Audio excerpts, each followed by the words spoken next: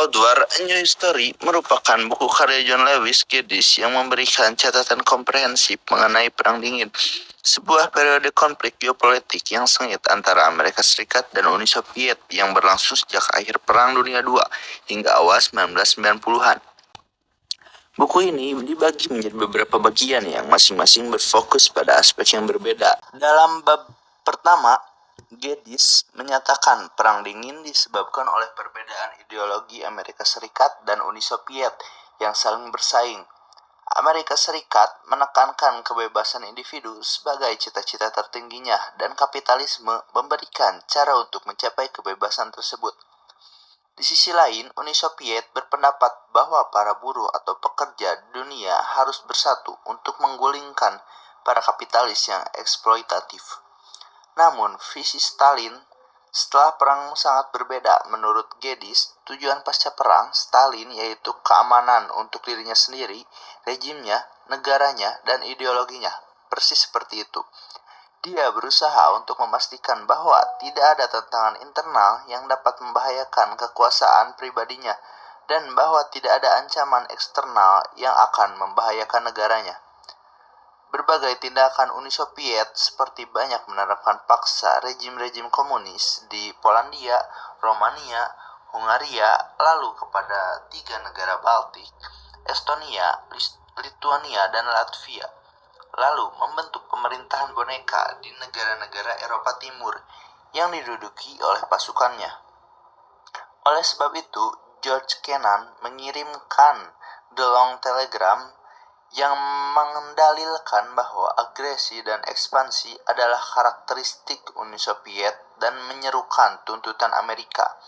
Namun, hal itu dihiraukan oleh pihak Uni Soviet yang menyebabkan Amerika mengeluarkan doktrin Truman dan Marshall Plan yang secara efektif menghentikan gerak komunisme di Eropa pasca Perang Dunia II. Selanjutnya, pada bab kedua menjelaskan berbagai persepsi para pemimpin kedua belah pihak sehubungan dengan peristiwa yang sedang berlangsung dan ancaman perang nuklir. Dalam bab ini, Geddes dengan jelas memaparkan perbedaan sikap Presiden Truman dan Eisenhower sehubungan dengan penggunaan senjata atom. Truman tidak akan membiarkan militer memiliki kendali tanpa batas atas penggunaan senjata atom dan menetapkan aturan bahwa penggunaannya hanya boleh diizinkan oleh presiden. Namun, Geddes menduga bahwa meskipun Truman sangat menyukai senjata atom, dia mengizinkan pembuatan senjata atom hanya karena dia takut Soviet akan mendapatkannya terlebih dahulu. Berbeda dengan Truman, Eisenhower adalah mantan jenderal yang memahami dengan jelas potensi senjata dan juga kengerian perang. Geddes menjelaskan pentingnya krisis rudal Kuba tahun 1962 dalam bab ini dan menyimpulkan bahwa meskipun pertaruhan strategis, Khrushchev dengan menempatkan rudal-rudal berujung nuklir di Kuba untuk mendorong komunisme di Amerika gagal. Hal ini berhasil mencapai beberapa keberhasilan. Dengan demikian, Deadbots and Lifeboats mengacu pada langkah-langkah berbahaya yang dilakukan oleh kedua belah pihak, serta langkah-langkah selanjutnya yang dilakukan untuk meredakan ketegangan dan mengelola perang dingin di tingkat yang tidak melebihi Armageddon. Dalam bab 3, lebih banyak membahas ideologi pada masa itu dan bukan membahas penafsiran sejarah. Pembaca di sini diberikan pembahasan mengenai ideologi Marxis-Lenisis dan alasan kegagalannya. Menurut Geddes, kegagalan mendasar komunisme terletak pada anggapan teori aslinya, yaitu perjuangan kelas yang tak terhindarkan. Perlunya kediktatoran untuk mencapai tujuan-tujuan revolusioner dan tidak fleksibel, suatu sistem yang tidak belajar dari kesalahan-kesalahannya. Penulis menceritakan upaya berbagai tokoh yang mencoba mengubah sistem dan gagal. Bab ini berpendapat bahwa Perang Dingin juga merupakan perang gagasan yang berkaitan dengan organisasi masyarakat serta hak-hak individu. Komando menjadi inti ideologi Soviet yang menyebabkan penindasan brutal terhadap rakyatnya. Hal ini juga menyebabkan kerusuhan spontan di Jerman Timur pada tahun 1953 dan kemudian sentralitas komando bertanggung jawab atas pendirian tembok Berlin pada 12-13 Agustus 1961. Dalam bab 4, Geddes mengkaji apa yang disebutnya munculnya otonomi. Ia mengawali dengan menjelaskan penggulingan Nikita Khrushchev pada 13 Oktober 1964. Geddes menjelaskan bahwa periode akhir tahun 1950 hingga awal tahun 1970 merupakan era bipolaritas di mana kedua belah pihak lebih menyukai dekolonisasi dunia.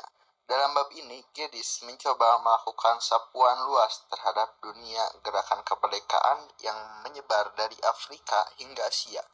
Konsep non-blok diberi sentuhan Machiavellian oleh Geddes dan mengklaim bahwa ini adalah strategi yang diadopsi oleh beberapa pihak untuk menjaga kesetiaan terhadap mereka ambigu sehingga negara adidaya dapat diadu dengan negara-negara non-blok tergantung pada keadaan. Dalam bab 5, Geddes menguraikan harapan dan aspirasi masyarakat di kedua sisi tirai besi.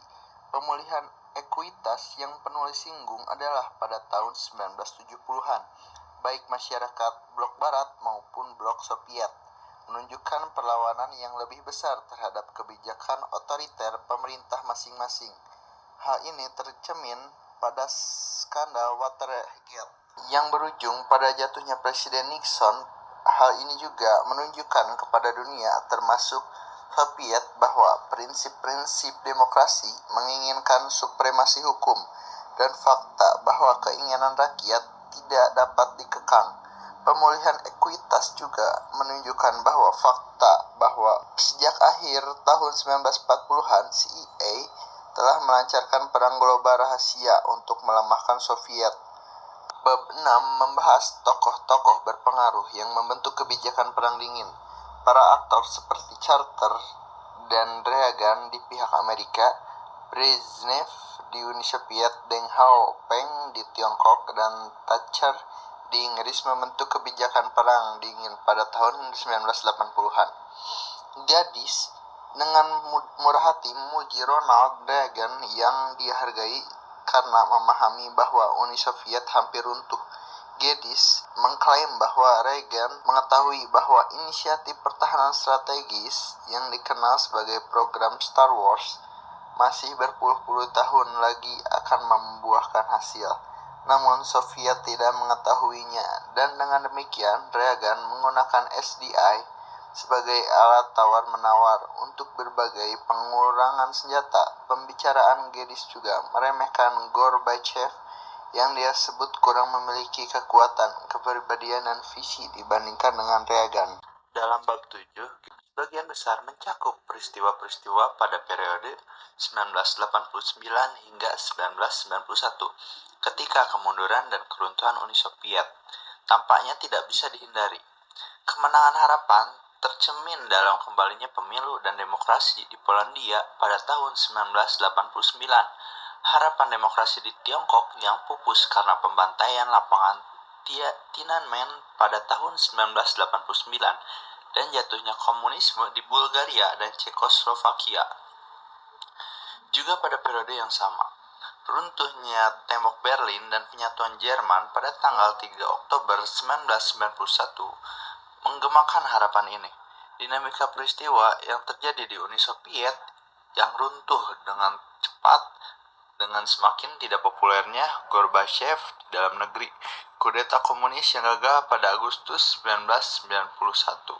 Kesimpulan dari buku John Lewis Geddes merupakan bacaan yang sangat bagus bagi yang belum tahu. Buku ini memberikan gambaran faktual tentang peristiwa Perang Dingin, meskipun dengan bios pro-Amerika. Kemenangan demokrasi terlihat jelas di sepanjang buku ini, dan Geddes mengamati bahwa cita-cita demokrasi lebih unggul daripada ideologi Marxis yang dibangun dengan buruk.